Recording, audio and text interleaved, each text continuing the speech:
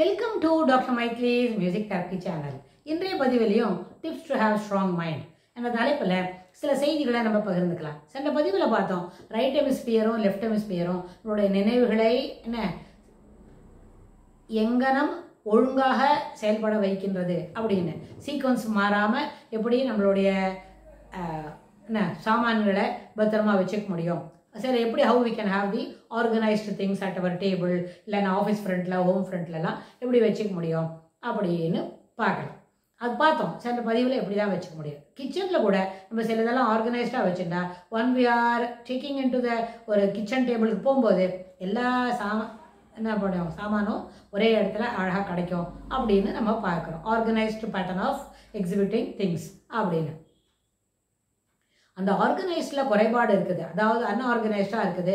சில சமயத்தில் ஆப்போசோடாக இருக்குது, ஹே ஒயராக வச்சுருக்கிறோம் அப்படின்னா it may be hey wire for a third person, but the one who is handling that table May likely to take things easily. அது அவங்களுக்கு எளிமையானதாக அவங்களால they can able to locate things what are all the things which are required அப்படின்றது அவங்களுக்கு தெரியுமா இருக்கும். எந்த சாமான் எங்கே வச்சுருக்கேன்னு அவங்களுக்கு தெரியும். அது வந்து ஹே ஒயராக இருந்தால் கூட. ஆனால் ஆர்கனைஸ்டாக இருந்தால் யார் வந்தாலும் அந்த ரூம்லேருந்து வேணுன்ற சாமானை எடுக்க முடியும் அப்படின்னு. அதனால ஸ்ட்ராங் மைண்ட் இருக்கணும் அப்படின்னு சொன்னால் நம்ம அந்த கற்றல் ஜோன், அதாவது லெர்னிங் ஜோன், க்ரோத் ஜோன் பார்த்தோம் இல்லையா, அந்த லெர்னிங் ஜோன்லேயே அந்த க்ரோத் ஜோனு ஒன்னோட ஒன்று மெர்ஜ் ஆகும். ஏன்னு எல்லா நாளுமே க்ரோத் ஜோன் இருக்கும். க்ரோத் ஜோனில் சில நேரத்தில் என்ன பண்ணோம், அந்த லெர்னிங் ஜோனும் சேர்ந்து தான் வரும். எந்த அளவுக்கு நம்மளுக்கு கற்றல் நிகழ்கின்றதோ, அந்த கற்றலை எவ்வளோக்கு எவ்வளோ நம்ம டாமினேட் பண்ணுறோம், we are learning more things on a given day, more things in a given social interactions, we can able to cross many things in the meeting அப்படின்லாம் சொன்னால் சோஷியல் இன்டராக்ஷன் தான் மீட்டிங்கிறது ஒரு என்ன அலுவலகத்துக்கு ரிலேட்டடாக சொல்லக்கூடிய விஷயம். ஆனால் அலுவலகத்தில் கூட which is handling with human beings சொன்னால் there also it is considered as social interaction தான். Social interactions related to our professional ideas. There is a professional ethics behind. அந்த இருக்கிற ப்ரொஃபஷனல் எத்திக்ஸ்க்கு எப்படி பழகணுமோ அதுபோல் பழகினா நிச்சயமாக நம்மளுக்கு அங்கே நல்ல செய்திகளை பரிமாறிக்கொள்ள முடியும். அதுதான் அங்கே இருக்கிற ஏற்புடைய கருத்து. அதுதான் நடந்து கொண்டு இருக்கிறது. எல்லா நாளும் அதுபோல தான் நிகழ்ந்து கொண்டும் இருக்கிறது.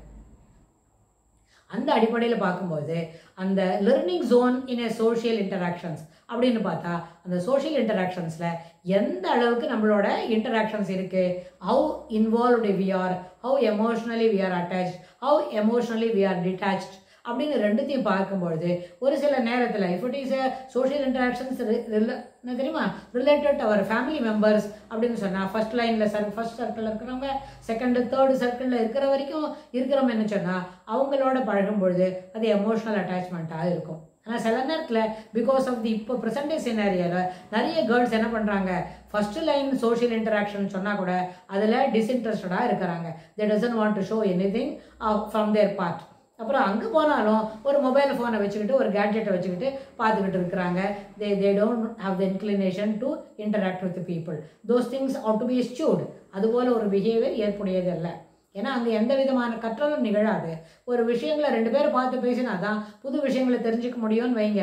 அவங்களோட நான் ஒன்றும் பேச தயாராக இல்லை அப்படின்னு இம்மிடியேட்டாக ஒரு தூக்கி என்ன பண்ணுவாங்க, ஒரு நெகட்டிவை தூக்கி வெளியில் போடுவாங்க.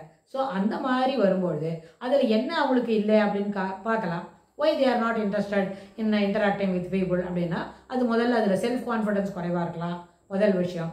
இல்லாட்டி போனால் self esteem, self related activities இருக்கே அதெல்லாம் தன்னை பற்றின ஒரு தரம் தாழ்ந்து, இல்லாட்டி போனால் ஒரு நம்பருக்கும் வராது முன்னாடியே 0 லெவலில் அவங்களோட தன்னை பற்றின ஒரு நம்பிக்கை வச்சுருப்பாங்க.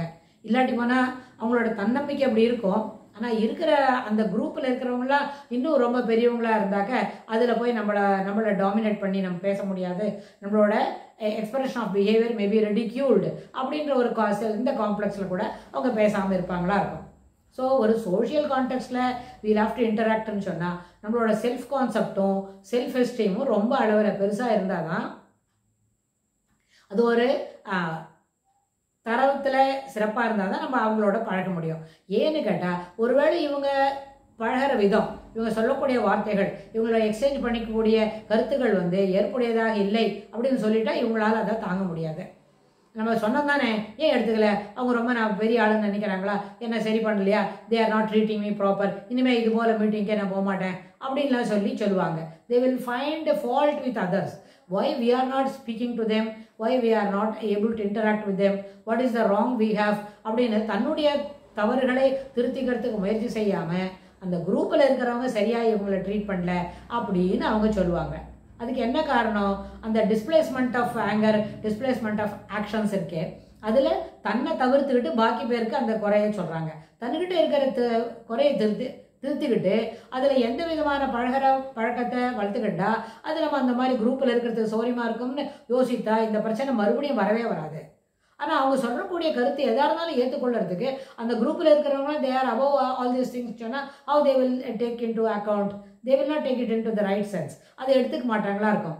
Things will not be taken into the right sense. அப்படி இருக்காது. அப்போ அவங்க என்ன செய்வாங்க, நிச்சயமாக தான் சொல்கிறது சரியில்லைன்னு சொல்கிறாங்கன்னு மட்டும்தான் அவங்களுக்கு புரியும். ஏன்னா ஃபஸ்ட்டு பர்ஸ்பெக்டிவ் இல்லாமல் செல்ஃப் பர்ஸ்பெக்டிவ் தான் அதிகமாக இருக்கும் அதில்.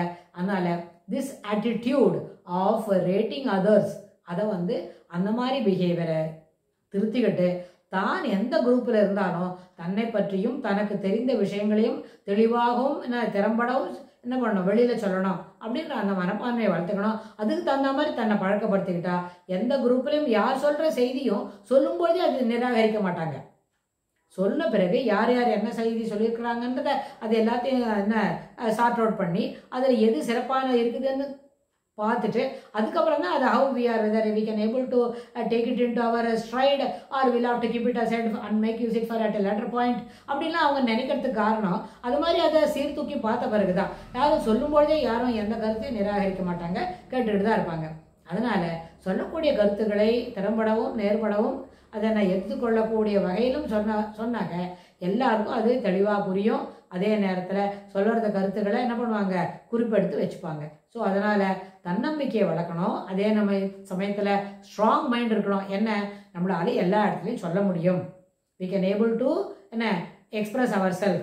we will be in a better position to express our ideas and actions towards this particular project அப்படின்றத அவங்க சொல்ல தெரிஞ்சுட்டாக்க அவங்களோட கருத்துக்களும் ஏற்றுக்கொள்ள முடியும். அதே சமயத்தில் ஒருவேளை ஏற்றுக்கொள்ள முடியலன்னு சொன்னால் தோஸ் என்ன அந்த கருத்துக்களை அடுத்து வரப்போகிற சில எபிசோட்லேயோ அடுத்து வரக்கூடிய இன்னொரு என்ன தெரியுமா ஏற்புடைய ஒரு ஆப்பர்ச்சுனிட்டியில் அதை நம்ம பயன்படுத்திக்கலாம் அப்படின்னு அதை என்ன பண்ணுவாங்க, ஃபைல் பண்ணி பத்திரமா வச்சுப்பாங்க. ஸோ அதனால் திறம்பட சொல்வதற்கு தன்னை வளர்த்து கொண்டால் அதுவே ஒரு ஸ்ட்ராங் மைண்டுக்கு வளர்றதுக்கு என்ன தெரியுமா, ஸ்ட்ராங் மைண்டு வளர்கிறதுக்கு உறுதுணையாக அமையும் அப்படின்னு சொல்லி இந்த பதிவை நம்ம நிறைவு செய்கிறோம். இதுக்கு தொடர்புடைய செய்திகளை வரப்போகிற பகுதிகளிலும் பார்க்கலாம். தேங்க்ஸ் ஃபார் வாட்சிங்.